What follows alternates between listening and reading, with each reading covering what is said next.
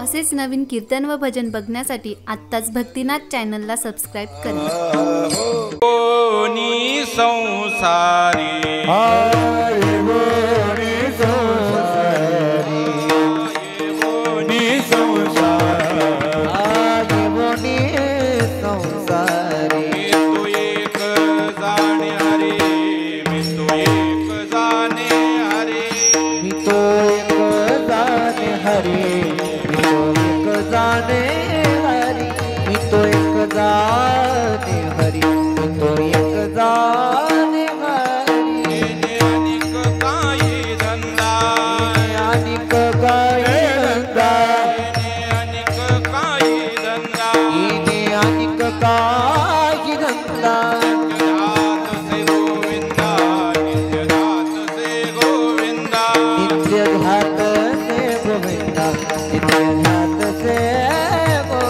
नित्य ध्यात से गोविंदा नित्य ध्यात से गोविंदा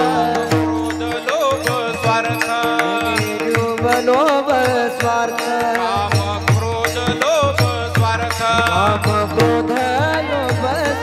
अवघा माझा पंढरीनाथ अवघा माझा पंढरीनाथ अवघा माझा पंढरीनाथ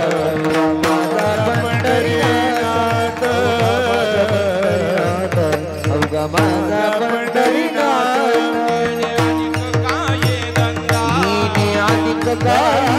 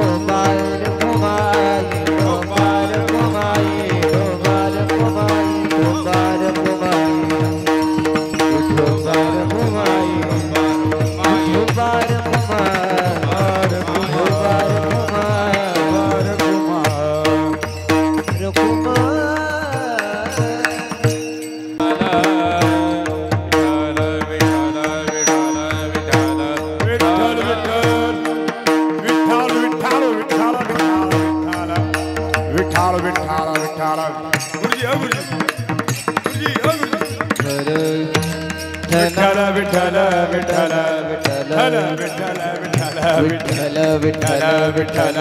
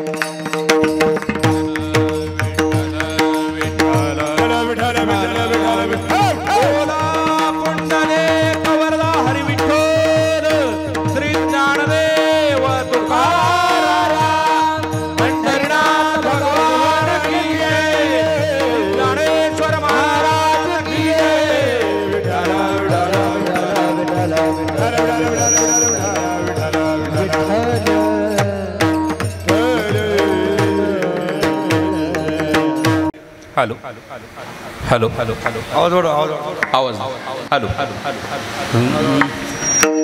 हॅलो हॅलो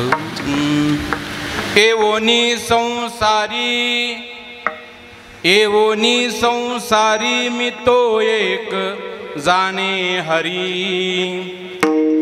नेने अनेक काही धंदा नित्य ध्यात से गोविंदा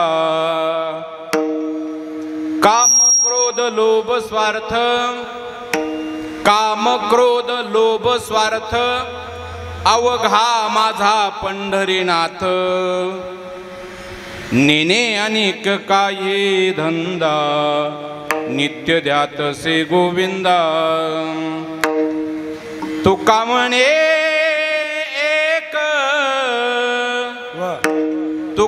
म्हणे एक धनी विठ्ठल मी सेवक नेने अनेक काही धंदा नित्य ध्यात से गोविंदा विठ्ठल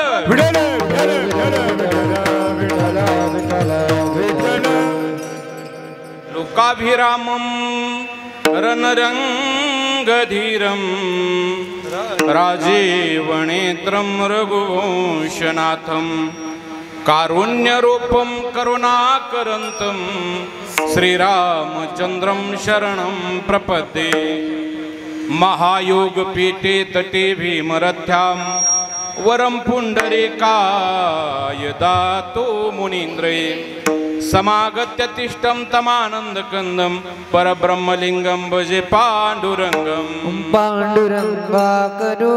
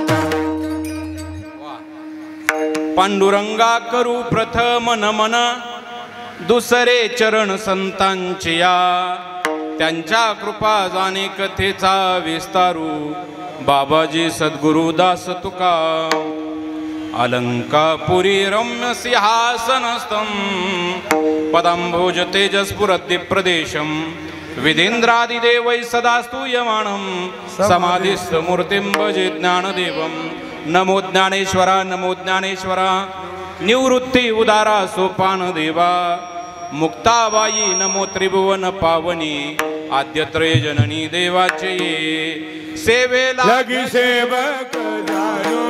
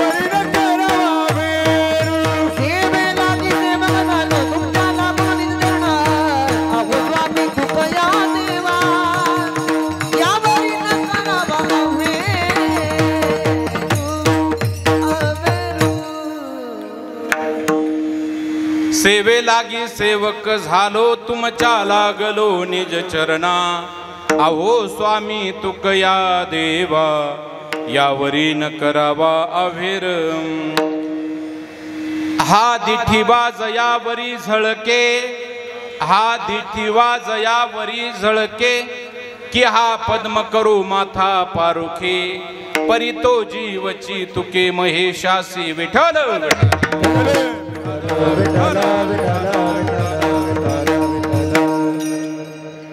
एवोनी संसारी मी तो एक जाणे हरी.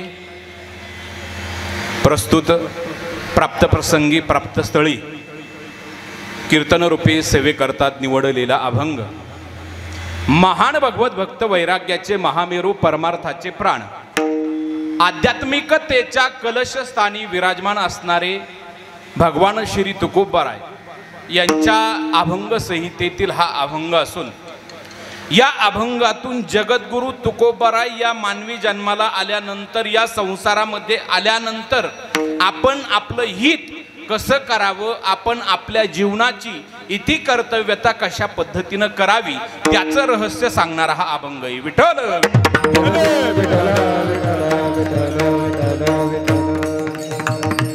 अभंग सरळ आहे साधा आहे सोपा आहे सर्वांच्या परिचयातला आहे.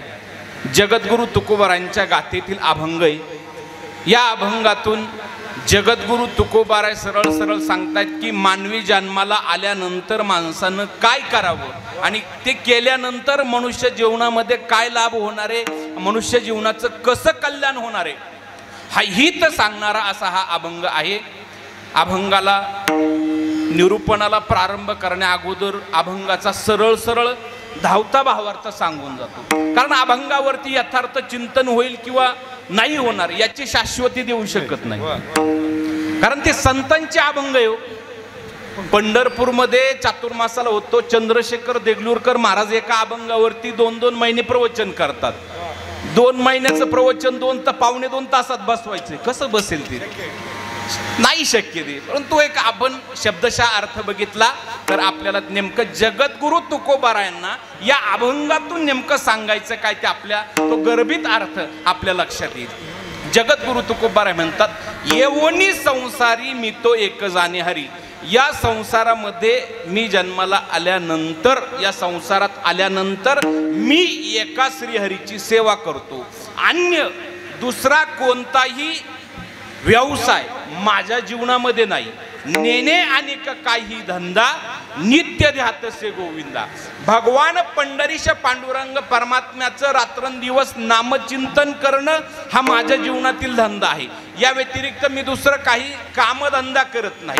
पुढे जाऊन तुकोबाराय सांगतात की माझ्या कामाचा विषय माझ्या लोभाचा विषय माझ्या मोहाचा विषय सर्व विकारांचा विषय हा पांडुरंग परमात्म्याची प्राप्ती करण्याकरता झालाय. काम क्रोध लोभ स्वार्थ अवघा माझा पंढरीनाथ. सर्व विकारांचा विषय जर काय झाला असेल तर तो म्हणजे पांडुरंग परमात्म्याची प्राप्ती. आणि या पुढे जाऊन तुकोबाराय शेवटच्या चरणामध्ये सांगतात की तुका म्हणे एक धनी विठ्ठल मी सेवक. इथं जगद्गुरु तुकोबारायांनी दास्यत्वाची भूमिका स्वीकारलेली आहे. आपल्या संप्रदायाचा आपल्या परंपरेचा आपण जर बारकाईनं अभ्यास केला बारकाईनं परिशीलन केलं बारकाईनं ते चिंतन केलं तर आपल्या डोळ्यासमोर आपली परंपरा उभी राहते. जेव्हा जेव्हा ज्ञानोबाराय आपल्या श्री गुरूंचं म्हणजे निवृत्तीनाथ दादांचं वर्णन करतात तेव्हा ज्ञानोबाराय बाबा स्वतःला मूर्ख म्हणतात. ज्ञानोबाराय विश्वाची माऊली जगाची माऊली. ते ज्ञानोबाराय जेव्हा जेव्हा आपल्या गुरूंचं वर्णन करतात तेव्हा ते स्वतःला मूर्ख म्हणतात. एरवी तरी मी मूर्खू जरी झाला अविवेकू तरी संत कृपा दीपकू सोजोळ वसे. आणि त्या ज्ञानोबारायांचं वर्णन जेव्हा तुकोबाराय करतात तेव्हा ते तुकोबाराय म्हणतात माझा काही एवढा अधिकार नाहीये त्या ज्ञानोबारायांनी हे धरणेकरी माझ्याकडे पाठवावा मी त्या पात्रतेचा नाहीये. तुकोबाराय म्हणतात ज्ञानोबाराय म्हणतात अहो तुकोबाराय बोलतात पायातली वाहनी पायात चांगली शोभते. मज पामराय काय थोरपणा मज पामराय काय थोरपण मज पामराय काय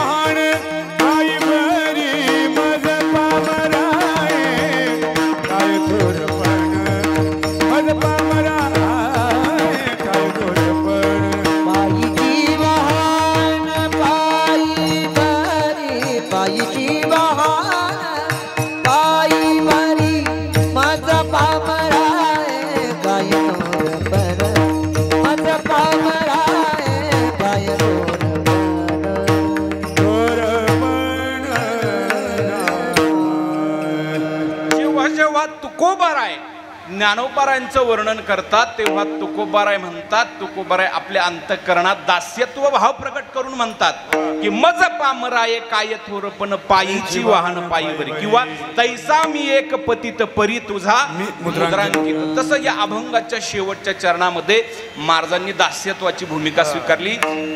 भगवान पंढरीश पांडुरंग परमात्मा, तुम्ही माझे मालक आहात आणि मी तुमचा दास आहे, असा हा शेवटच्या चरणाचा अर्थ आहे. बघा, अभंगावरती आपण सरळ सरळ धावता भावार्थ सांगितला. चिंतन सेवेला प्रारंभ करण्या अगोदर संप्रदायाच्या दृष्टीने एक अल्प शब्दात परिहार द्यायचा, तो म्हणजे असा की आपल्या या मेशी गावातील एक अत्यंत मृदू, मार्दवी, अनुभवी, अजातशत्रुवादी, मितभाषी व्यक्तिमत्व कैलासवासी सौ बायजाबाई लक्ष्मण शिरसाट.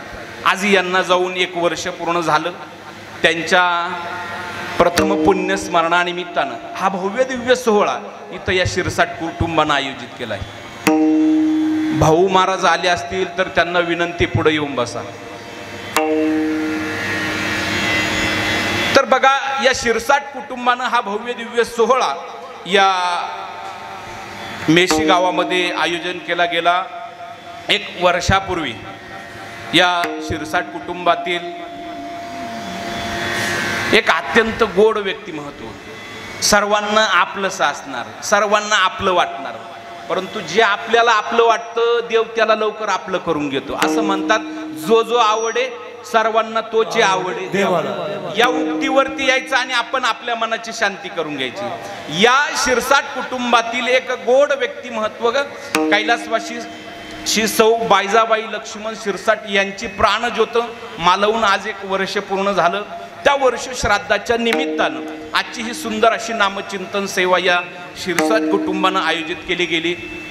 ज्यांच्या माध्यमातून ही सेवा माझ्याकडे आली असे आमचे हितचिंतक भाऊ महाराजांच्या करकमलाद्वारे ही सेवा माझ्याकडे आली. त्या निमित्तानं तुम्हा सर्व मायबाप श्रोत्यांच्या दर्शनाचा सुयोग जडला गेला.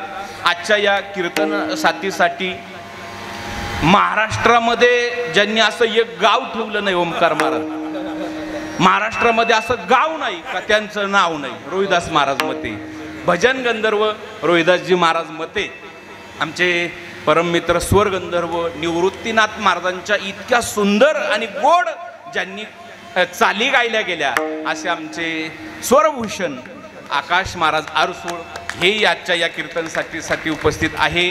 ज्यांनी कमी वयात मृदुंगावरती उत्कृष्ट अशी पकड केली असे आमचे ओंकार महाराज रायते. महाराजांच्याही चरणारविंदी विनम्र अभिवादन करतो. काय सुंदर अशी या 2ही मंडळींनी, या 3ही मंडळींनी इतकी सुंदर चाल गायली गेली. आता मला तुमच्या समोर चाल करायला जागा ठेवली नाही. विठ्ठल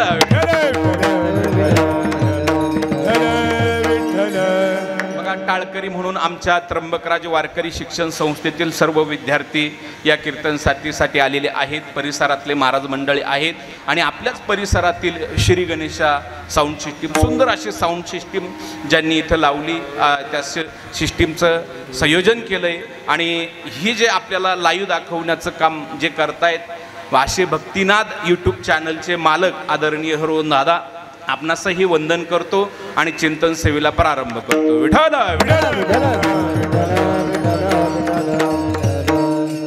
बघा, या शिरसाट कुटुंबातील ही माता बायजाबाई लक्ष्मण शिरसाट यांना जाऊन 1 वर्ष झालं. त्यांच्याबद्दल बघा, ज्या व्यक्तीनं आपलं रक्त हे आपल्या प्रपंचाकरता न वापरता त्याचा उपयोग समाजाच्या उद्धाराकरताही केला, अशा व्यक्तीचीच इतिहास नोंद ठेवत असतो. बघा, आपल्या या गावातील बायजाबाई लक्ष्मण शिरसाट यांना जाऊन 1 वर्ष झालं. त्यांच्याबद्दल त्यांचे जे चिरंजीव आहेत, बघा, जे 20 वर्ष आपलं ब्रह्म व्हॅली कॉलेज आहे, आजही पण ते तागायत तेथील ब्रह्म व्हॅली कॉलेजचे प्रिन्सिपल, त्यांच्या मातोश्री 20 वर्ष जे आजही तागायत सेवा करतात, त्यांचे चिरंजीव चंद्रकांत लक्ष्मण शिरसाट, नितीन लक्ष्मण शिरसाट, त्यांचे पती लक्ष्मण नानाजी शिरसाट, असा हा शिरसाट परिवार आहे. आणि या परिवारावरती हे फार मोठं दुःख झालंय.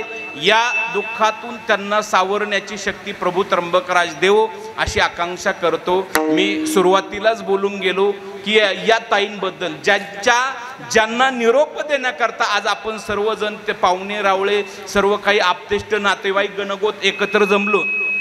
अशा या शिरसाट परिवारातील एक आदर्श माता बायजाबाई लक्ष्मण शिरसाट, या मातेला निरोप देण्यासाठी आज आपण एकत्र जमलो. मी बोलता बोलता बोलून गेलो. हे व्यक्तिमत्व फार प्रेमळ होतं, फार गोड होतं, मितभाषी होतं, मार्दवी होतं, आझाद शत्रुवादी होतं. महाराज तुम्ही एवढे विशेषणं दिली, तुमचा आणि या परिवाराचा संबंध काय? असं एक कोणीतरी युक्तिवाद करू शकतं. तुमचा आणि या परिवाराचा संबंध काय? काय झालं, एक 10-15 दिवसापूर्वी महिन्यापूर्वी ज्यांच्या माध्यमातून ही सेवा माझ्याकडे आली असे आमचे मार्गदर्शक भाऊ महाराजांनी या मातोश्रीबद्दल सांगितलं आणि ज्यांच्या माध्यमातून ही सेवा माझ्याकडे आली असे या मातोश्रींचे चिरंजीव म्हणजे आपलं त्र्यंबकेश्वरला ब्रह्म व्हॅली कॉलेज आहे, त्या कॉलेजचे प्रिन्सिपल चंद्रकांत दादा माझ्याकडे गुरुकुलवरती आल्याबद्दल एक अर्धा तास आमची लमसम चर्चा झाली. चर्चा झाल्यानंतर माझ्याशी ते बोलत होते. त्यांना फोन येत होते, सर मॅडम हे ॲडमिशन आलंय ते करून घ्या, गरीबाचं सहकार्य करा, अमुके सहकार्य करा. म्हणजे आज हजारो विद्यार्थ्यांना जे सदैव सहकार्य करत असतात, ज्यांच्या बोलण्यामध्ये मृदू आहे, मार्दवता आहे, ज्यांचे पुत्र असे असतील त्यांची माता कशी असेल हो? बघा, त्या दादांच्या स्वभावावरनं, त्यांच्या वागण्यावरनं, त्यांच्या संस्कारावरनं त्या मातेचा संबंध जोडला गेला. आणि ज्याच्या जीवनामध्ये ज्ञानेश्वरी सारखा ग्रंथ आहेत ना, त्याच्या जीवनात कितीही शंका येऊ द्या, कितीही समस्या येऊ द्या, त्या समस्याचं उत्तर ज्ञानोबारांच्या ज्ञानेश्वरीमध्ये. मी का बोललो माहिती का एवढं? ज्ञानोबाराय सांगतात, का भूमीचे मार्दव सांगे कोंबाची लवलव, नाना आचार गौरव सुकुलिनीचे. ज्ञानोबाराय सांगतात, आपण जर जमीन घ्यायला गेलो ना, जमीन घ्यायला गेल्यानंतर आखी जमीन चापून पाहत नाही, फक्त त्या जमिनीमध्ये उगवलेलं रोपट ते बघितलं, त्याचा टवटवीतपणा बघितला का त्या जमीनचा कसदारपणा कळतोय बाबा. बरोबर आहे ना? का आखी जमीन नांगरून पाहावं लागते? नाही, फक्त जमिनीत एखादं बी रोपट उगवलंय त्याचा टवटवीतपणा बघितला का मातीचा कसदारपणा कळतो. नाही कळलं, आपण घरामध्ये भात शिजवताना भात शिजला का नाही हे पाहण्यासाठी आपण भात असा दाबून पाहतो का? एक चमच्यावरती त्या उलटणीवरती एक शीत घेतो आणि असं दाबून बघतो. एक शीत दाबलं की आपण काय म्हणतो? भात शिजला. तसं या दोनही चिरंजीवांबद्दल आपण जर बघितलं, त्यांचा थोड्या दिवसाचा संबंध आहे, परंतु त्यांचं चालणं बघा, त्यांचं वागणं बघा, त्यांचे संस्कार बघा, त्यांची विचारशैली बघितली तर हे कुटुंब कसं असेल आपल्याला नक्की लक्षात येतं. म्हणून मी बोलतो, या कुटुंबातील एक आदर्श माता 1 वर्षापूर्वी यांचं प्राणोत्क्रमण झालं. त्यांच्या प्रथम पुण्यस्मरणानिमित्तानं या कुटुंबानं भव्य दिव्य असा ह्या सोहळ्याचं आयोजन केलं गेलं. बघा, ही सेवा माझ्याकडे भाऊ महाराजांच्या माध्यमातून माझ्याकडे आलेली आहे. आज मला वाटतं ते येत आहेत प्रवासामध्ये, मला बोलले येतोय विठ्ठल विठ्ठल.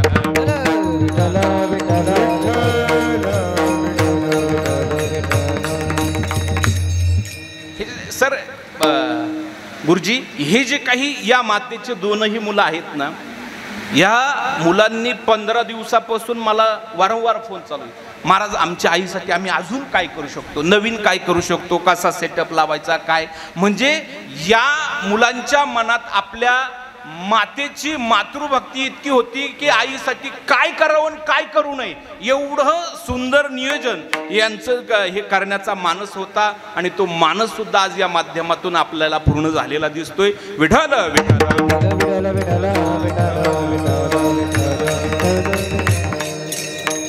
घरची परिस्थिती जेमतेम, वडिलांनी नाशिक सारख्या ABP कंपनीमध्ये 35 वर्ष काम केलं. काम झाल्यानंतर पुन्हा ते गावी आले. गावी आल्यानंतर शेती व्यवसाय सुरू केला. त्यांच्या त्या आपल्या आई मातोश्री त्यांनी पण वडिलांना साथ दिली, बरोबर कुटुंबाचं लालन पालन केलं, पोषण केलं.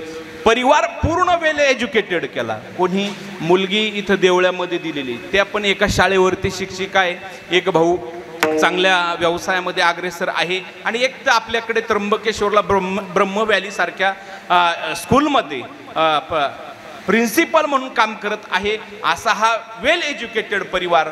या परिवाराला जर देण कशाची असेल, सर्व संस्कार जर कशाचे असतील तर या मातेचे आहे. आणि आजचं हे मातेचं पुण्यस्मरण, या पुण्यस्मरणानिमित्तानं प्रथम वर्ष श्राद्धानिमित्तानं ही नाम संकीर्तन सेवा इथं आयोजित केली गेली. बघा, आज या मातेचं वर्ष श्राद्ध आहे. आपण वर्ष श्राद्ध का म्हणून करायचं? नुसतं लोकांनी सांगितलं मागून आलं पुढं गेलं असं नाही बाबा. त्याला काहीतरी तथ्य पाहिजेत, काहीतरी संदर्भ पाहिजेत, काहीतरी आख्यायिका पाहिजेत. वर्ष श्राद्ध का करायचं? वर्ष श्राद्ध म्हणजे नेमकं काय? वर्ष श्राद्ध म्हणजे नेमकं काय? आपलं असं मागून आलं आणि पुढं दाटवलं. वर्ष श्राद्ध म्हणजे नेमकं काय? श्रद्धायुक्त अंतःकरणाने जे केलं जातं आजी त्याला श्राद्ध म्हणायचं. मनामध्ये श्रद्धा आहे आणि त्या श्रद्धायुक्त अंतःकरणाने जे जे आपल्या वडिलांप्रती, आईप्रती जे कार्य केलं जातं त्याला वर्ष श्राद्ध असं म्हणतात. हे वर्ष श्राद्ध का करायचं? वर्ष श्राद्ध काय म्हणून करायचं? केलं तर काय फायदा, नाही केलं तर काय तोटा? बघा, पुराणामध्ये एक कथा आलेली. वर्ष श्राद्ध का करायचं? तुम्ही ऐकली असेल नसेल मला माहित नाही. वर्ष श्राद्ध काय म्हणून करायचं? बघा, जगाचे चालक मालक प्रभू रामचंद्र परमात्मा वनवासामध्ये मार्गक्रमण करत होते. मार्गक्रमण करता करता करता नाशिक मध्ये आले. आवाज पोचतोय माझा बाबा? जगाचा चालक मालक भगवान परमात्मा वनवासामध्ये असताना मार्गक्रमण करत करत आपल्या नाशिकमध्ये आले. नाशिकमध्ये पंचवटीमध्ये बऱ्याच काळ वास्तव्य केलं आणि तेथील वास्तव्य झाल्यानंतर पुढचा प्रवास श्री क्षेत्र त्र्यंबकेश्वरच्या दिशेनं सुरू केला. त्र्यंबकेश्वरकडे ते प्रभू रामचंद्र, सीता माता, लक्ष्मणजी दरमजल करत करत करत करत करत त्र्यंबकेश्वर मध्ये आले. प्रभू त्र्यंबक राजाचं दर्शन घेतलं, कुशावरती गेले, मुख प्रक्षालन केलं आणि तिथून पुढं ते गंगाद्वारच्या दिशेनं गेले. बाबा नुसतं आम्ही सांगतोय म्हणून आपण प्रत्यक्षात पाहिलं पाहिजे. गंगाद्वारच्या दिशेने गेले. गंगाद्वारला 700 पायऱ्या. तुम्ही गेलाय कधी? गंगाद्वारला 700 पायऱ्या आहे. 700 पैकी 350 पायऱ्या चढल्या की एका बाजूला रामकुंड आहे. रामकुंड तिथं औदुंबर नावाचा वृक्ष आहे. ते त्या दिवशी चढत होते. ज्या दिवशी चढत होते गंगाद्वारच्या दिशेनं, त्या दिवशी नेमकं आपल्या वडिलांचं म्हणजे राजा दशरथाचं श्राद्ध. बाबा अर्धा गंगाद्वार चढलं, बाजूला आले, पाहिलं त्या दिवशी असा उजडला की आपल्या वडिलांचं श्राद्ध. वडिलांना पितरांना तिलांजली द्यायची म्हणून आपल्याला पाणी पाहिजे, तिथं पाणी नाही. म्हणून त्या प्रभू रामचंद्रांनी तिथं औदुंबर नावाचं वृक्ष आहे, त्या वृक्षाला बाण मारला. त्या वृक्षातून पाण्याची धार सतत सुरू झाली. आजही ती धार तागयत सुरू आहे. आपण एकदा जा, भेट द्या. गंगाद्वारला गेला का? सगळे जातात.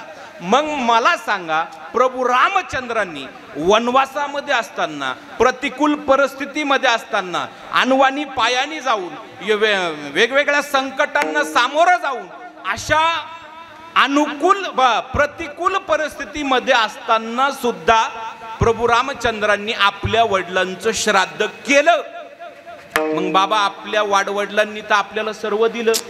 वर्ष श्राद्ध करण्या इतकी संपत्ती दिली. बाप करी जोडी एकुराचे वडील, बाप करी जोडी एकुराचे वडील, बाप करी जोडी एकुराचे वडील, बाप करी जोडी एकुराचे वडील. हे आपुली करवंडी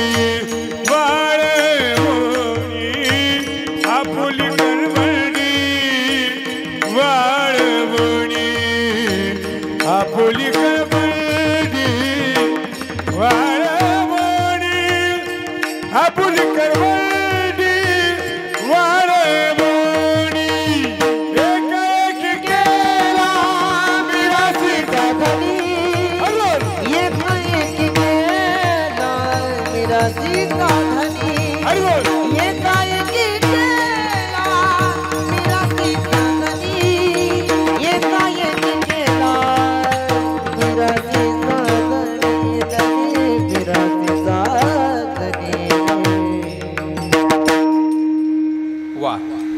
वाजवा एकदा गुरुजींसाठी.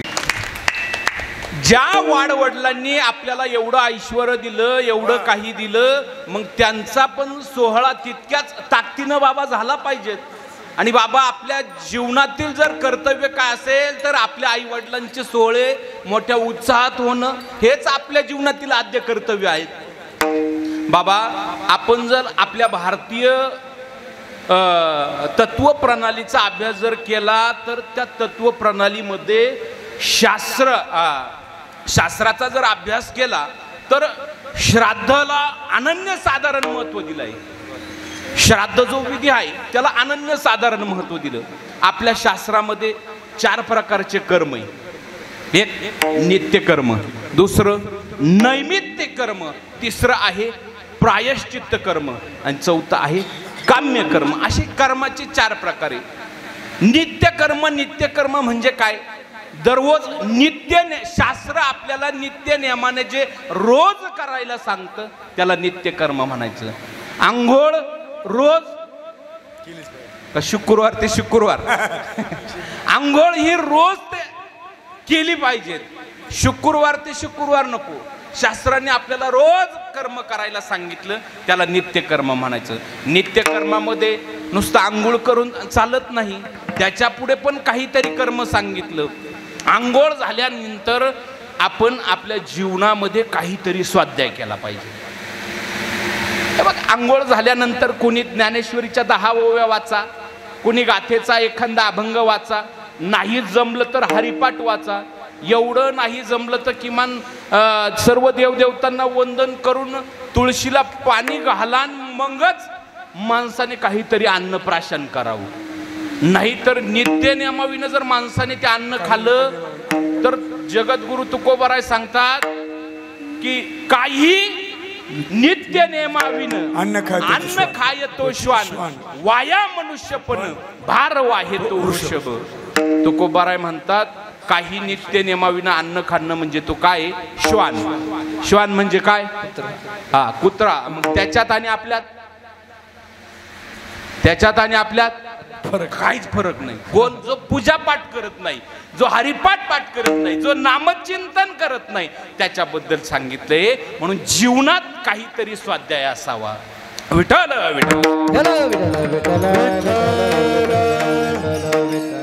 बघा आज जे चालू आहे ते नैमित्तिक कर्म.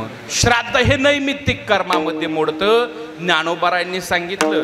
ज्ञानोबाराय म्हणतात सोम सूर्यादी ग्रहणे येऊनी करवी जती पार्वणे, का माता पितर मरणे अंकित जे दिवस. ज्ञानोबारायांनी ज्ञानेश्वरीमध्ये सांगितलंय आपल्या मुलांसाठी आणि मुलीसाठी आपल्या आई वडील ज्या तिथीला जाणं त्या तिथीला त्या मुलांनी ज्ञानदान असेल, अन्नदान असेल, सत्कर्म असेल, भगवत नामचिंतन असेल, असे विविध उपक्रम त्या तिथीला करणं म्हणजे हा सत्कर्म त्यांच्यापर्यंत पाठवणं, हा निरोप त्यांच्यापर्यंत पाठवणं आहे. बाबा काही शहाणे त्याच्यात प्रश्न शंका निर्माण करतात. आपण हे नामचिंतन इथं करतोय, त्यांचे सोहळे इथं करतोय, ते तर परलोकात हे त्यांच्यापर्यंत पोचणार कसं? शंका घेणारे अनेक राहतात. आपण कीर्तन इथं करायचं आणि पुण्य त्यांच्यापर्यंत पाठवायचं, हे कसं शक्य? आता त्यालाही उत्तर देता येईल. एखादा कार्यकर्ता असेल तिथं त्या स्पीकर बशी त्यांनी थोडी वायर साळायची आणि वायरला हात लावायचे, बटन इकडून दाबणारे, करंट कुठं बसणारे. आता मी बोलतोय कुठून? इथून. आवाज येतोय कुठं? आवाज येतोय कुठं? तुमच्यापाशी. बाबा हा येणारा आवाज दिसत नाही परंतु येतोय मात्र निश्चित. तसं हे सत्कर्म आपण त्यांच्या त्या मातोश्रींच्या निमित्तानं ज्ञानदान असेल, अन्नदान असेल, भगवत नामचिंतन असेल, या शिरसाट परिवारानं भव्य दिव्य असा हा सोहळा इथं तयार केला, याचं नियोजन केलं गेलं. नक्कीच या मोठ्या समारंभातून, या सोहळ्यातून त्या मातोश्रींना पुण्य मिळल्याशिवाय राहणार नाही. विठ्ठल विठ्ठल.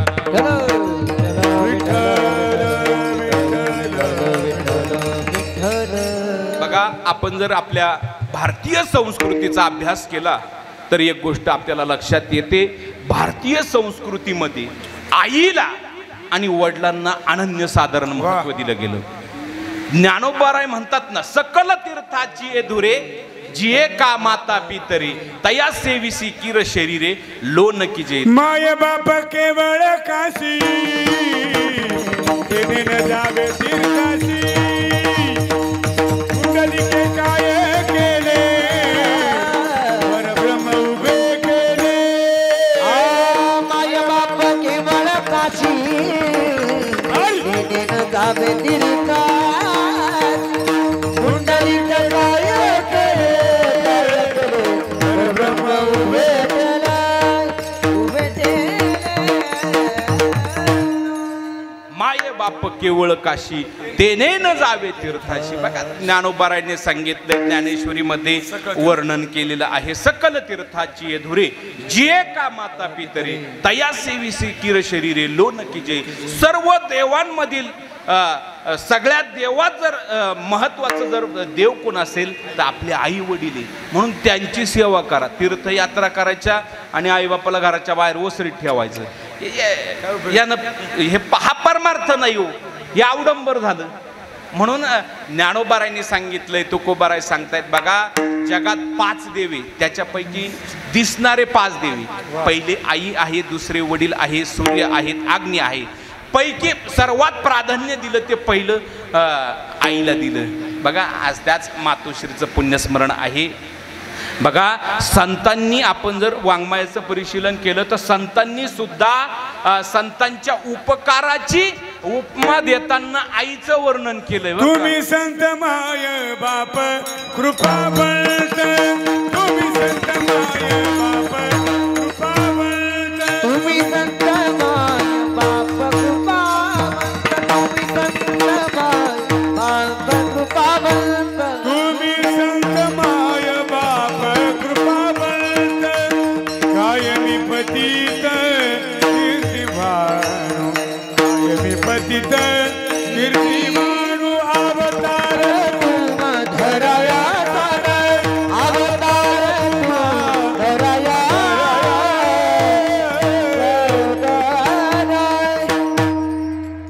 अवतार तुम्हा धराया कारण उद्धाराया जनजड जीवा. संत माय बाप. बघा त्या मातेची उपमा दिली कुणी तुकोबारायने. किंवा याही पुढे जाऊन तुकोबाराय सांगतात, लेकुराचे हित वाहे माऊलीचे चित्त आईसी कळवळ्याची जाती करी लाभावी प्रीती. जी माता लाभ न ठेवता प्रीती करते, प्रेम करते, तिचं नाव आहे आई.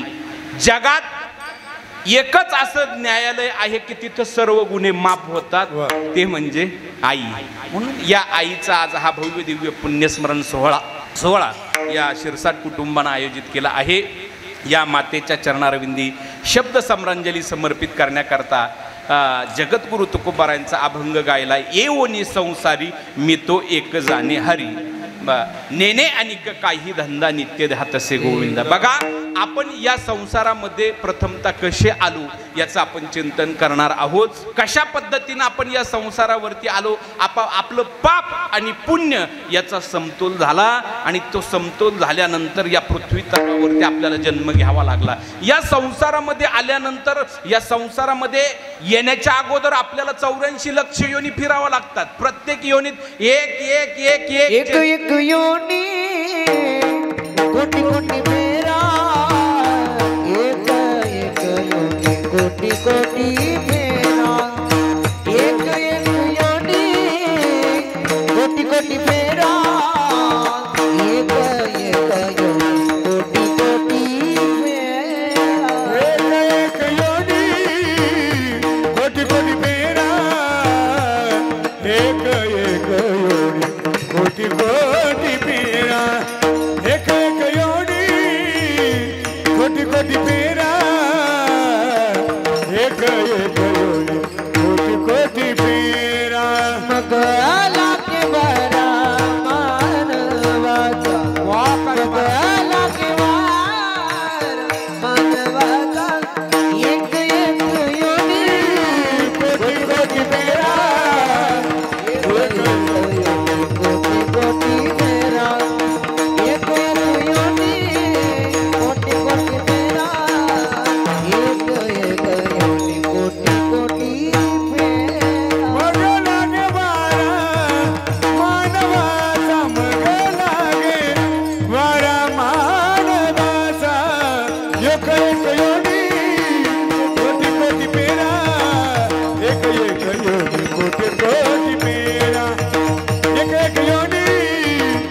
कोटी फेरा एक एक योनी कोटी कोटी फेरा कोटी कोटी कोटी कोटी वा एक एक योनी कोटी कोटी फेरा मग लागे वारा मानवाचा बघा नाथ महाराजांनी सांगितलंय एका एका एका योनीमधून आपल्याला जन्म घेत घेत घेत आपल्याला हा मनुष्य जन्म मिळाला आहे.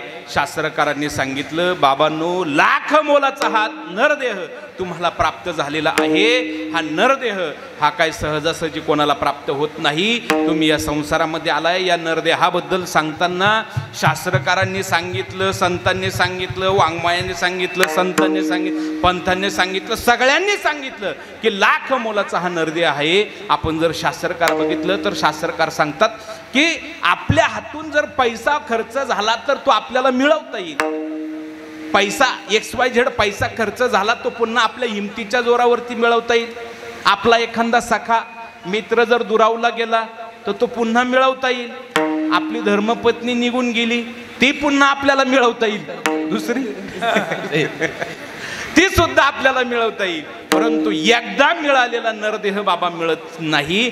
शास्त्रकार सांगतात पुनर्वित्तम पुनर्मित्र पुनर्भार्या मही मही येतच सर्व पुनर्लभ्य न शरीरम न पुनः पुनः. सर्व गोष्टी आपल्याला पुन्हा मिळू शकतात परंतु एकदा मिळालेला नरदेह पुन्हा मिळू शकत नाही. म्हणून शास्त्रकारांनी सांगितलं बाबा की हा नरदेह तुला मिळालाय. या नरदेहाच्या माध्यमातून तू या मनुष्य शरीराचं कल्याण करून घे. पुढे जाऊन पुन्हा नाथ महाराज सांगतात की नरदेह दुर्लभ जाणार तुम्ही वासुदेव वासुदेव म्हणा. शतवर्षाची गणनार तुम्ही वासुदेव वासुदेव म्हणा. वर्षाची गणनार तुम्ही वासुदेव म्हणा. यामध्ये दुःख यातनार तुम्ही वासुदेव वासुदेव म्हणा. यामध्ये दुःख यातनार तुम्ही वासुदेव वासुदेव म्हणा. भूमी अथवा मधुसूदना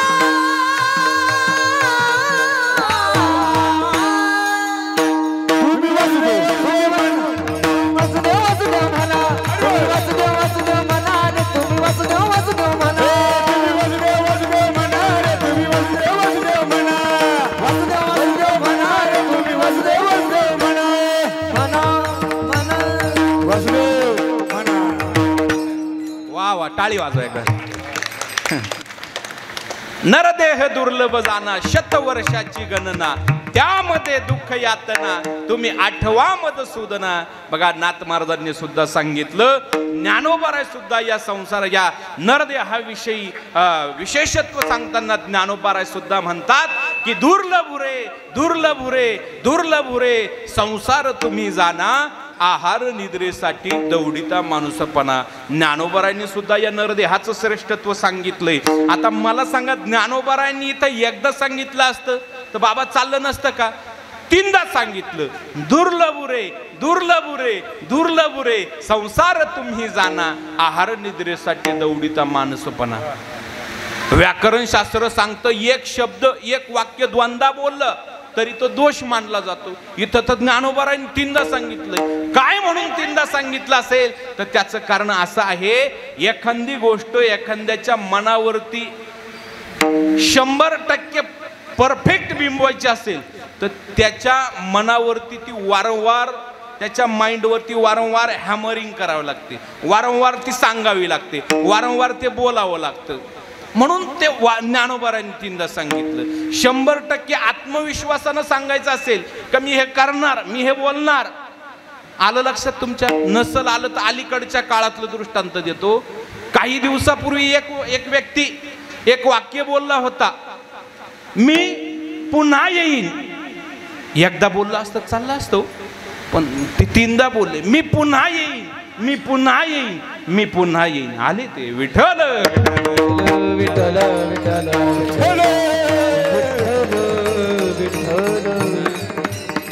राजा जनक सुद्धा या नरदेहाविषयी सांगताना बोलतात की नरदेह मनुष्य देह दुर्लभ है मिलेन बारंबार तरुवर से फल गिले फिरण लगे डार. तात्पर्य एकच आहे की मनुष्याच्या उद्धाराचं साधन एकमेव जर काय असेल तर हे मनुष्य शरीर आहे. आपण या संसाराच्या गावाला आलोय. देहाची या गावा आलिया, जन्म मृत्यूची या सोहळ्या, ना म्हणून हे धनंजया जिया परी. या देहाच्या गावाला आल्यानंतर आपल्याला काय करायचं बाबा? या देहाच्या गावाला आल्यानंतर आपल्याला जे पाहिजे ते करता येतं. एखाद्याला वाटलं, लौकिकातील सांगतो, एखाद्याला वाटलं मला मेशीगावचा सरपंच व्हायचंय, झाला तो. त्याच्या कर्मधर्म संयोगाने झाला, तेवढ्यात त्याची मजल भागली नाही. एखाद्याला वाटलं मला या प्रभागाचा झेडपी सदस्य व्हायचंय, तोही झाला, तेवढ्यातही त्याची मजल भागली नाही. एखाद्याला वाटलं मला या तालुक्याचा आमदार व्हायचंय, होता येऊ शकतं, पण तेवढं जनतेसाठी झिजावं लागतं. तेवढं जनतेसाठी काया वाचा मनाने सर्व सेवा करावी लागते. दिवस रात्र पाहावं लागत नाही. लौकिकातील पदे मनुष्य देहाने मिळवता येतात, यात नवल नाही. ज्ञानोबाराय सांगतात, ज्ञानेश्वरी मधच्या 9व्या अध्यायामध्ये ज्ञानोबाराय सांगतात, एखाद्याला इंद्रपद पाहिजे असेल तर ते पण मिळवता येईल. एखाद्याला वैकुंठाला जायचंय, तोय रस्ता ज्ञानोबारायने सांगितलं. एखाद्याला मोक्षाला जायचंय, तोय रस्ता सांगितला. एखाद्याला ब्रह्मपदाची प्राप्ती करून घ्यायची असेल, ज्ञानोबाराय म्हणतात काय करावं लागेल? का शत एक जन्मा जन्मोनी ब्रह्म कर्मा करी तोची ब्रह्म आणून हे. या मार्गाने आपण जर मार्गस्थ झालो तर ब्रह्मपद आपल्याला मिळेल. लौकिकातील पदे भेटतात यात नवल नाही, पर लौकिकातील पदे सुद्धा आपल्याला भेटतात. आता काही काही शहाणे राहतात बाबा की आम्हाला स्वर्गाला जायचं नाही, वैकुंठाला जायचं, नरकाला जायचंय, असेही म्हणणारे आहेत. मग नरकाला जाण्यासाठी तुकोबारांनी साधन सांगितलंय. कथन करावी विठोबाची, कथन करावी विठोबाची, कथन करावी विठोबाची, कथन करावी विठोबाची. ए नरका जाणे तरी पापे आचरावी, कथन करावी विठोबाची, कथन करावी विठोबाची, कथन करावी विठोबाची. नरका जाणे तरी पाप आचरावी, कथन करावी विठोबाची, कथन करावी विठोबाची, कथन करावी विठोबाची. ज्याला नरकाला जायचं असेल त्याच्यासाठी साधन सांगितलं बरं का. नरका जाणे तरी पापे आचरावी, कथान करावी विठोबाची. विठ्ठल विठ्ठल विठ्ठल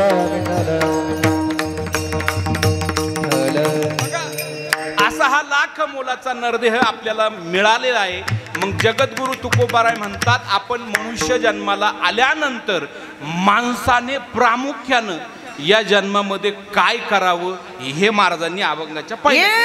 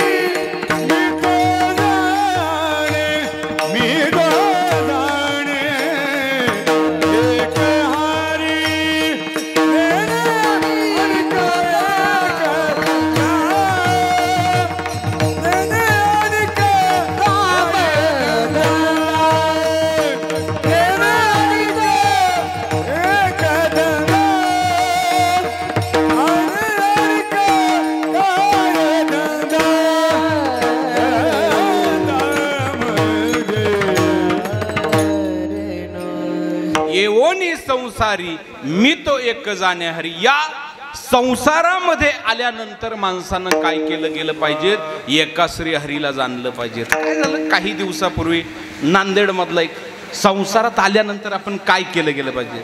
नांदेड मधला एक प्रतिष्ठित सावकार, 4 मुलं होते महाराज. त्यांना ते सर्व लहान लहान त्यांचं ते लालन पालन करणं, त्यांना शिक्षण देणं, त्यांना त्यांची जबाबदारी सर्व अगदी स्वतःला कमी करायचं. सावकार की म्हणल्यावर काय तर सर्व तुम्हाला माहीतच आहे त्याचे.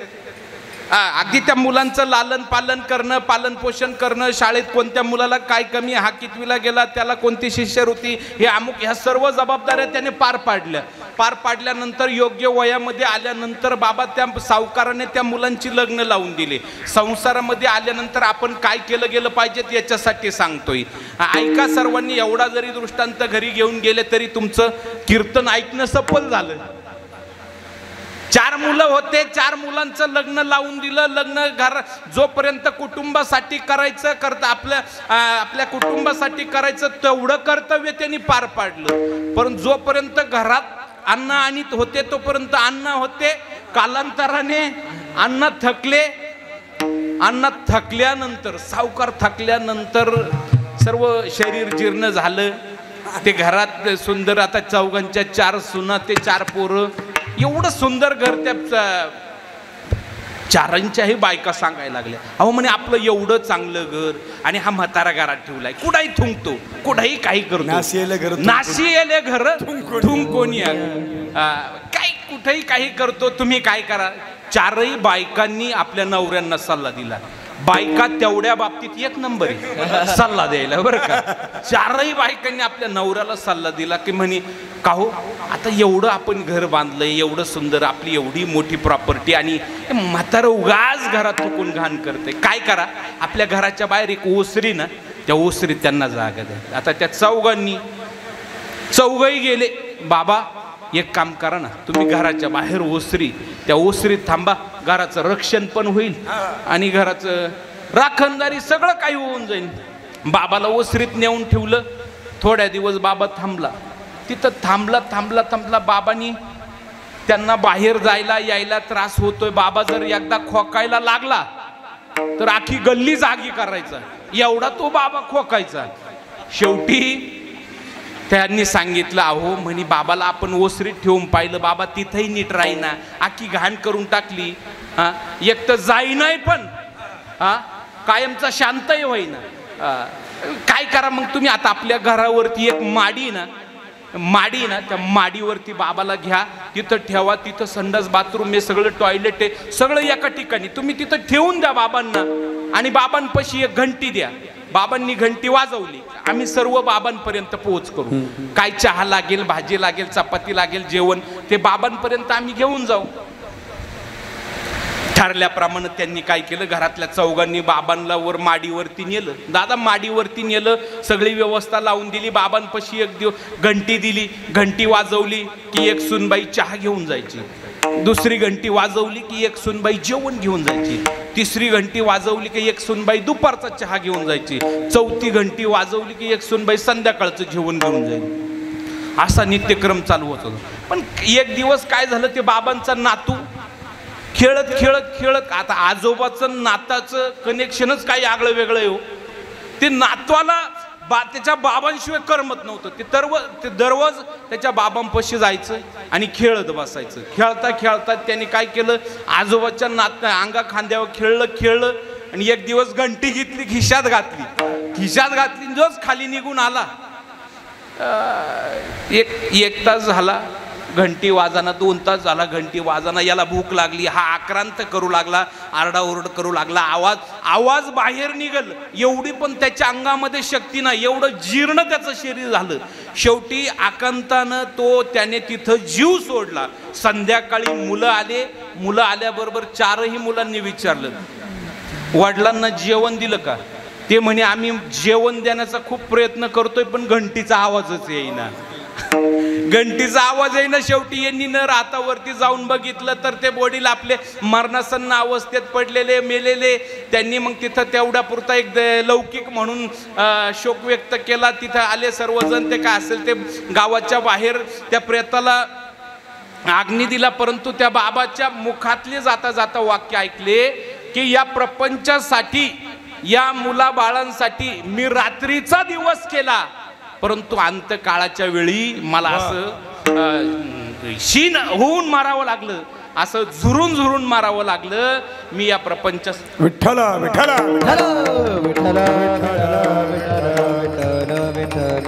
त्या बाबाच्या मुखातले शब्द आहे की मी या प्रपंचासाठी काय केलं नाही, एवढं कमावलं आणि या कमवायच्या वेळेमध्ये माझ्या मुखातून भगवंताचं नाम सुद्धा आलं नाही हो. जर भगवंताचं नाव आलं असतं तर ते पुण्य कुठंतरी तर आडवं आलं असतं. परंतु मी माझं आयुष्य या संसारामध्ये आल्यानंतर फक्त कमवण्यामध्ये, फक्त मिळवण्यामध्ये हे माझं पूर्ण आयुष्य वेचलं आणि त्याचं फळ हे माझ्या पदरात पडलं. असा कोणता बाप आहे का आपल्या तो असा कोणता विठ्ठल असा कोणता बाप आहे तो आपल्या घरामध्ये दुष्ट ग्रहासारखा वाटतोय? मला सांगावं, काय शोकांतिका असेल त्या घरामध्ये की आपला बाप मरून पडावा तरी आपल्या मुलांना जर कळत नसेल. तर म्हणून हे बघा, आपल्या घराचं जर वैभव काय असेल, आपल्या घराचं वैभव काय असेल तर आपले आई बापी. अहो ते खाटेवरती बसलेले असू द्या, जाग्यावरती बसलेले असू द्या, पण घर कसं भरल्यासारखं वाटतं. तसं बघा, ही मातोश्री, या मातोश्री जेव्हा घरात होत्या तेव्हा घर कसं माझा सोन्याचा संसार नाही का, हा असं सुंदर भरल्यासारखं घर वाटायचं. परंतु 1 वर्षापूर्वी या मातोश्रींचं जाणं झालं. या परिवारावरती खूप मोठं दुःख झालं. म्हणून बघा, संसारामध्ये आल्यानंतर आपण काय करायचं तर जगद्गुरु तुकोबारांनी आपल्याला सांगितलंय भगवंताचं नामचिंतन करायचं. रामकृष्ण हरी, रामकृष्ण हरी, रामकृष्ण हरी, हे नामचिंतन करत राहायचं. हे नामचिंतन काय करतं? हे नामचिंतन आपल्याला तारतंय. विठ्ठल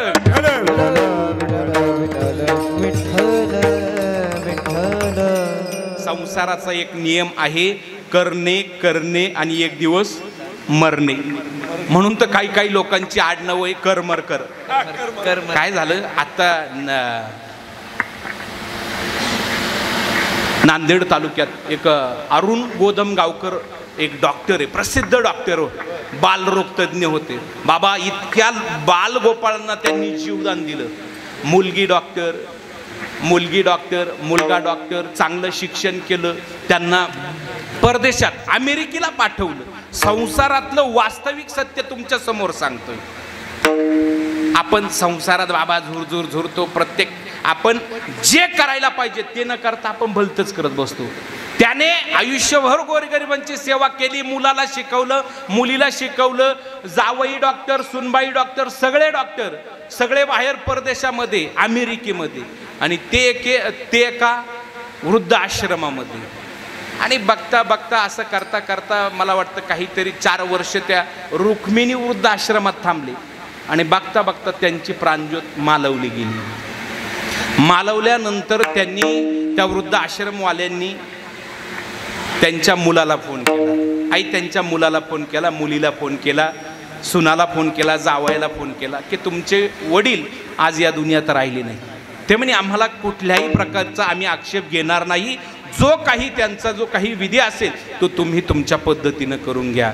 मला सांगा, कुठं गेलं शिक्षण, कुठं गेले संस्कार, कुठं राहिली मुलं, कुठं राहिल्या सुना, कुठं राहिली भावकी?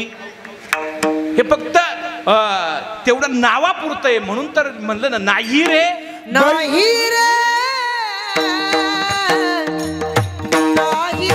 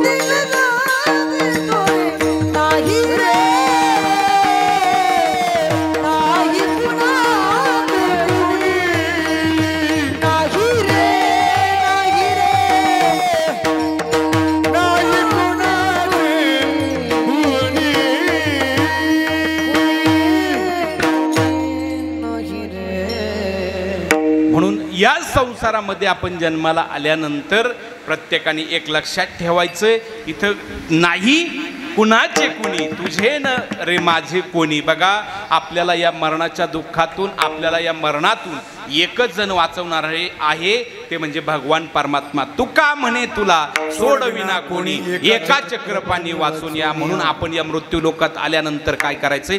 भगवंताचं नामचिंतन करायचंय, सेवा करायची, काया वाचा मनाने सेवा करायची. अहो बघा, आपल्याला कुठलंही आपल्याला एखाद्या शाळेत शिक्षक म्हणून लागायचं असेल तर आपल्याला DED करावं लागतं, BED करावं लागतं, विविध परीक्षा द्याव्या लागतात, इंटरव्ह्यू द्यावा लागतो, तेव्हा आपलं शिक्षक म्हणून सिलेक्शन होतंय. आकाश महाराज, तसं इथं हे नामचिंतन घेण्याला काही निकष लावले नाही ना.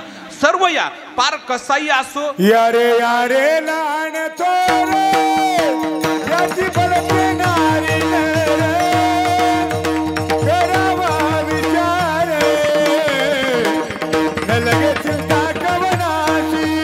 यारे यारे लहान थोर याची भलती नारी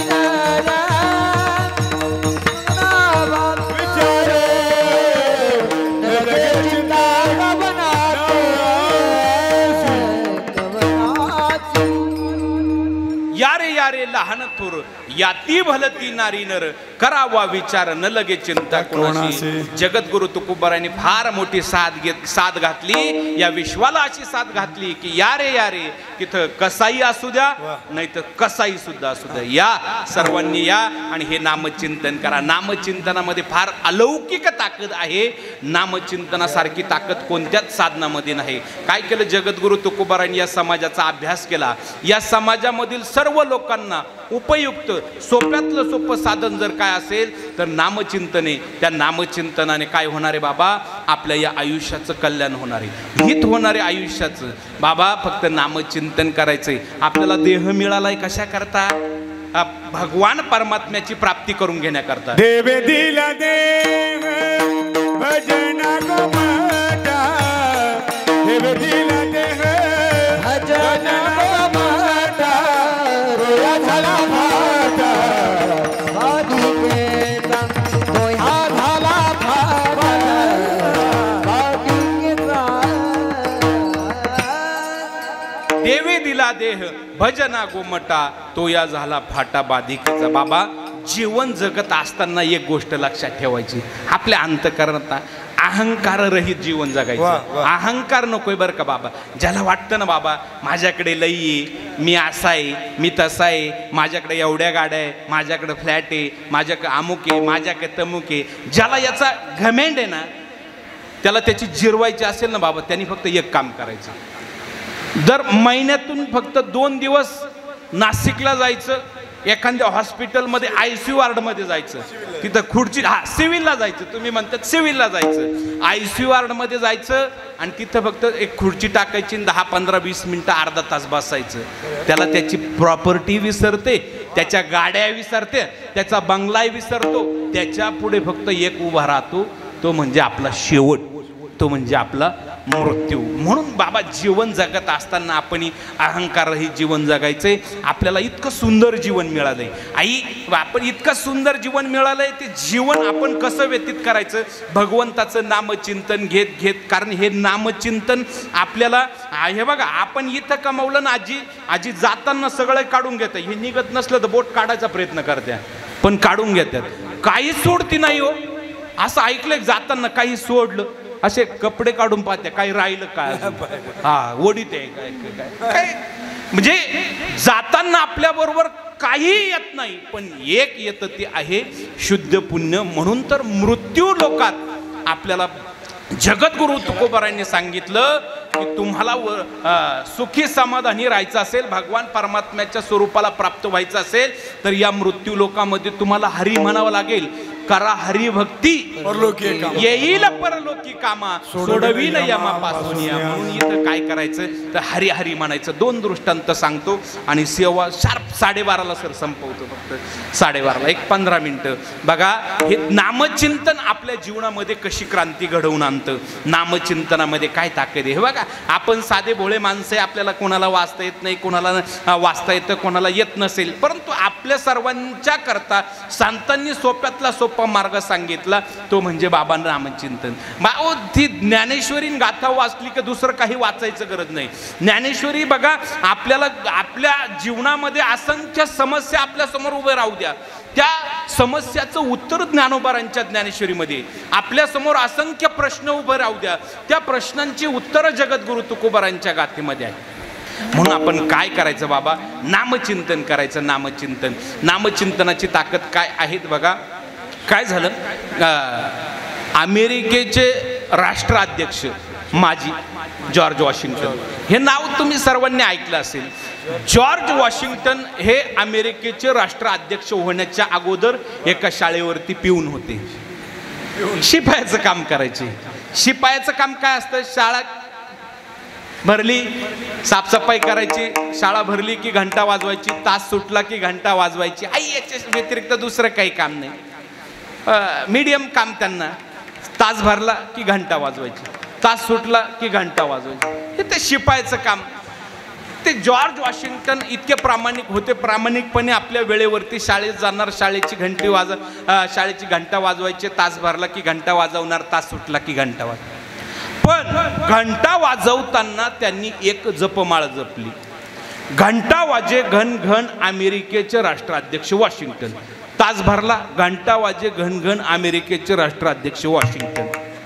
घंटा तास सुटला, शाळा सुटली, घंटा वाजे घनघन अमेरिकेचे राष्ट्राध्यक्ष वॉशिंग्टन. इतकी प्रचंड जपमाळ जपली, इतके अनन्य होऊन त्यांनी ती जपमाळ जपली. बघता बघता बघता एक दिवस असा आश्चर्याचा उगवला की ते अमेरिकेचे राष्ट्राध्यक्ष झाले. मला सांगा, माझा तुम्हाला प्रश्न आहे, ते जॉर्ज वॉशिंग्टन, घंटा वाजे घनघन अमेरिकेचे राष्ट्राध्यक्ष वॉशिंग्टन, दादा एवढं म्हणून ते राष्ट्राध्यक्ष होत असेल तर आपण राम राम राम राम म्हणून का रामस्वरूप होणार नाही.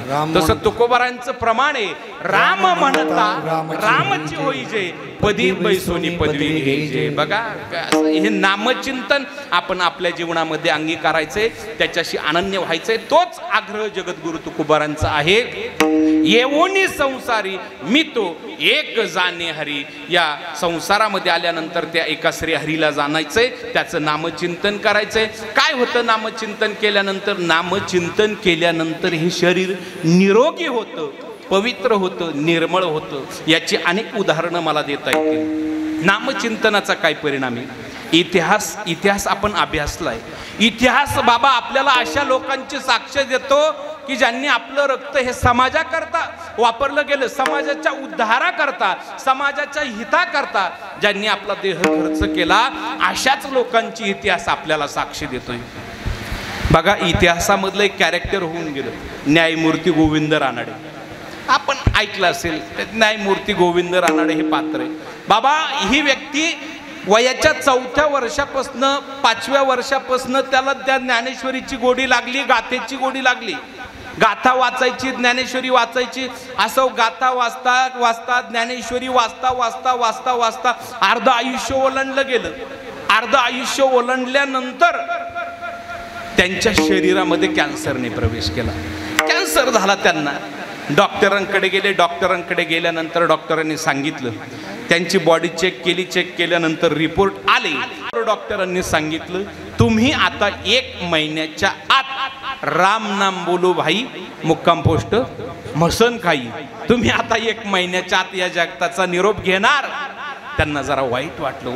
मी या गाथेची एवढी अनन्य भावानं सेवा केली, या ज्ञानेश्वरीची काया वाचा मनानं सेवा केली, आणि त्या ज्ञानोबारांनी, त्या संतांनी हे फळ माझ्या पदरात द्यावं. साहजिक आहे ना बाबा, वाईट वाटण्यासारखंच आहे ना. त्यांना वाईट वाटलं. त्यांनी काय केलं, ते रिपोर्ट घेतले, घरी आले. डोक्यात विचार, 1 महिन्याच्या आत जायचं, राम नाम बोलो भाई, मुक्काम पोस्ट मसन खाई. घरी आल्याबरोबर घराचा दरवाजा उघडला. उघडल्याबरोबर टेबलवरती गाथा ठेवलेला होता.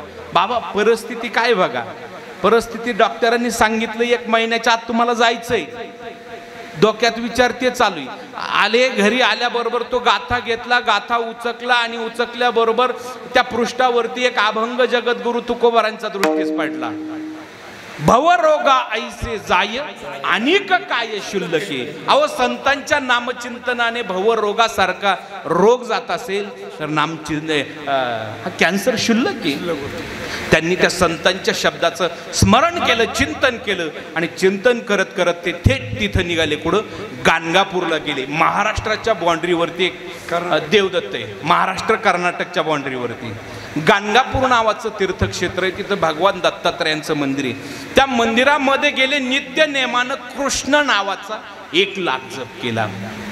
कृष्ण नावाचा जप केला दररोज. कृष्ण कृष्ण कृष्ण कृष्ण कृष्ण कृष्ण असा हा जप केला. असा करता करता करता 1 दिवस झाले, 10 दिवस झाले, 15 दिवस झाले, महिना झाला. महिना झाल्यानंतर पुन्हा ते आपल्या मूळ गावी आले. डॉक्टरांकडे गेले. डॉक्टरांकडे गेल्यानंतर डॉक्टरांनी पुन्हा त्यांची बॉडी चेक केली. रिपोर्ट आले. डॉक्टरांना आश्चर्याचा धक्का बसला. 1 महिन्यापूर्वी याच व्यक्तीचे रिपोर्ट मी चेक केले. 1 महिन्यापूर्वी कॅन्सर दाखवला, 1 महिन्याच्या आत जाणार आणि आता 1 महिन्यानंतर हे रिपोर्ट आले की यांचं शरीर पूर्ण निरोगी. ही ताकद जर कशाची असेल तर नामचिंतनाची आहे. या नामचिंतनाने हो राक्षसांना मुक्ती दिली. आपण तर माणसं आहे ना. नाम चांगले चांगले माझे कंठी राहो भले, कपी कुळ उद्धरिले मुक्त केले राक्षसा. बघा म्हणून आपण काय करायचंय, हे नामचिंतन संसारामध्ये आल्यानंतर आपल्या जीवनाचा शेवट गोड व्हावा असं वाटत असेल तर आपण भगवान परमात्म्याचं नामचिंतन केलं पाहिजे. जगद्गुरु तुकोबाराय सांगतात, ये ओनी संसारी मी तो एक जाणे हरी. या संसारामध्ये येऊन मी काय करतो, श्री हरीला जाणतो. दुसरा कोणताही उद्योगधंदा मी जाणत नाही. नेणे अनिक काही धंदा नित्य ध्यातसे गोविंदा. विठोबार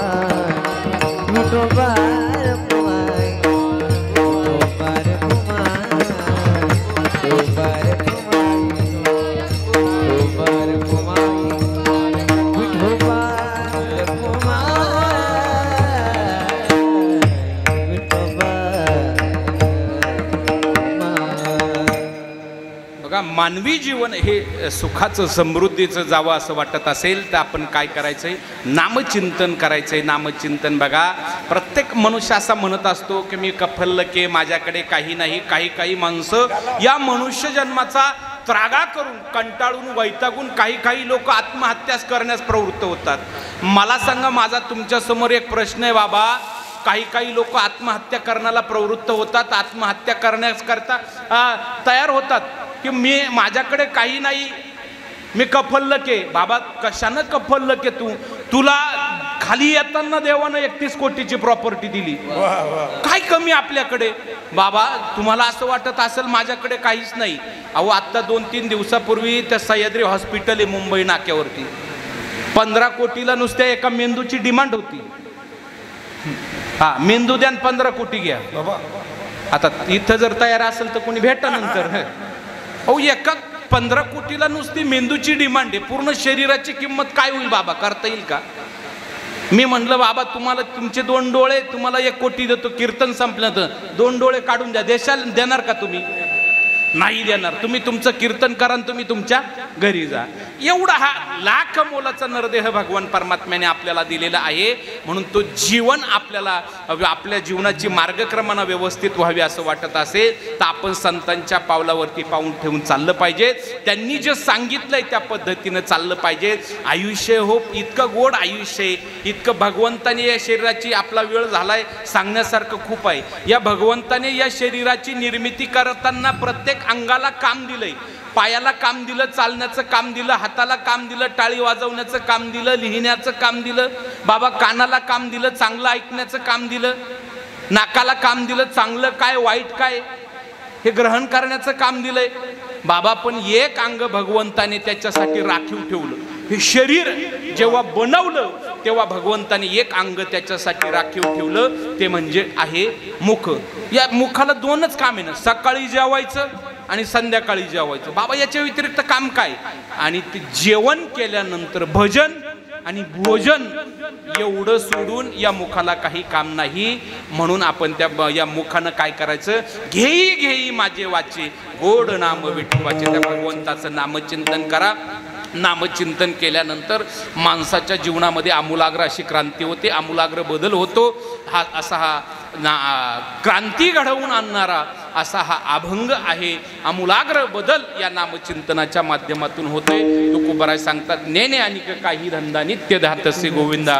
पुढे जाऊन तुकोबाराय सांगतात, माझ्या सर्व विकारांचा विषय, काम असेल कामाचा विषय भगवान परमात्म्याची प्राप्ती, क्रोध असेल क्रोधाचा विषय भगवान परमात्म्याची प्राप्ती, लोभ असेल लोभा काय असेल तर माझ्या जीवनात भगवान परमात्म्याची प्राप्ती व्हावी, हा माझ्या जीवनातील लोभ आहे. आणि यापुढे जाऊन जगद्गुरु तुकोबाराय सांगतात, तुका म्हणे एक धनी विठ्ठल मी सेवक. एक असणाऱ्या भगवान पंढरीचे पांडुरंग परमात्म्याचा मी सेवक आहे, असा हा एक आपल्याला अनेक ठिकाणी दर्शवता येतो.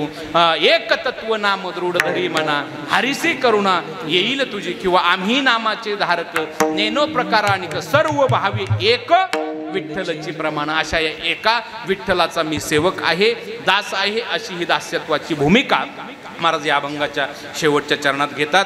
झालेली चिंतन सेवा कैलासवासी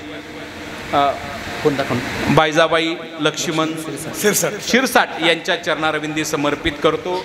त्यांच्या पश्चात त्यांचा परिवार, त्यांचे पती लक्ष्मण नानाजी शिरसाट, त्यांचे 2 चिरंजीव चंद्रकांत लक्ष्मण शिरसाट, नितीन लक्ष्मण शिरसाट, त्यांची मुलगी सुवर्ण सतीश बादशाह व त्यांचा परिवार. या परिवारावरती खूप मोठं दुःख झालंय, कारण या कुटुंबाचा आधारवड या कुटुंबामध्ये नाही. कुटुंबाचा कुटुंब प्रमुख जाऊन 1 वर्ष झालंय. त्या कुटुंबावरती फार मोठं दुःख झालंय. त्या दुःखातून सावरण्याची शक्ती प्रभू त्र्यंबकराज त्यांना देवो, अशी सदिच्छा प्रभू त्र्यंबकराजाच्या चरणारविंदी करतो. वाणीला विराम देतो. ज्ञानेश्वर माऊली भजन होईल, निवृत्ती राया भजन होईल आणि नंतर जय विठ्ठल होईल. ज्ञानेश्वर माऊली, ज्ञानराज माऊली तुकाराम, माऊली